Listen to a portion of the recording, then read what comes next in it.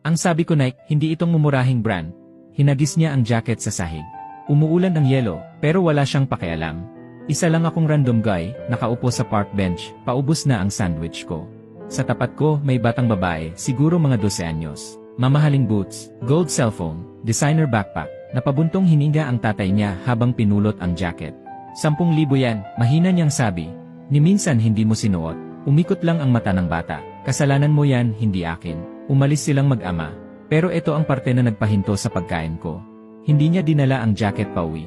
Lumakad siya sa dulo ng park. At ibinigay ito sa batang lalaki, siguro mga 10 taong gulang, nakaupo mag-isa, may hawak na notebook, at suot ang hoodie na may butas-butas. Ngumiti ang bata ng sobrang lawak, parang ito na ang pinakamasayang nangyari sa kanya buong linggo. Salamat po, sir, sabi niya. Ngumiti ang tatay. Magpainit ka, ha? Pero may tanong ako sa'yo. Sa isang banda, may mainit na bahay at lahat ng pwedeng bilhin ng pera. Sa kabila, isang public bench, malamig na kamay, at kagustuhang matuto. Sino ang mas karapat-dapat?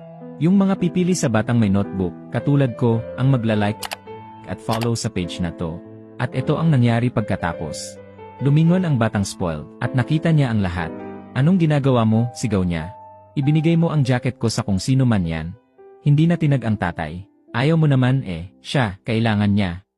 Di pagnanakaw yan. Doon sinabi ng tatay ang linyang hinding-hindi ko malilimutan. Tingnan mo yung punong yon. Itinuro niya ang mataas na punong roble. Yung punong yan, nagbibigay ng lilim kahit pinuputol ang balat niya. Nagbibigay ng bunga kahit binabato. Ganyan ang tunay na pagbibigay. Napakunot noo ang bata. Hindi porket hindi mo gusto, ay wala na yung halaga. Hindi mo lang nakita, pero siya, kailangan niya. Tahimik ang bata, at sa unang pagkakataon, nakita ko siyang nag-isip. Unti-unti lumapit siya sa batang lalaki. At iniabot ang kanyang sandwich na hindi pa nabubuksan. Ang mga pinakamahal na bagay sa buhay kadalasan, nasasayang lang sa mga hindi ito kailangan. Pero kapag ibinigay mo sa taong tunay na nangangailangan, saka mo lang makikita ang totoong halaga nito. Siguro, hindi lang jacket o pagkain ang aral dito, kundi kung paano makakita ng tunay na halaga. Mali ba ang tatay na hayaan ng buhay ang magturo ng leksyon? Kung naniniwala kang ang mga leksyon sa puso ang pinakamatinding aral, mag-comment ka ng growth. Itag ang kaibigang kailangan itong marinig ngayon. At kung may natutunan ka sa kwentong to, pindutin ang like at mag-follow. Dahil marami pa kaming kwento ng tunay na buhay para sa'yo.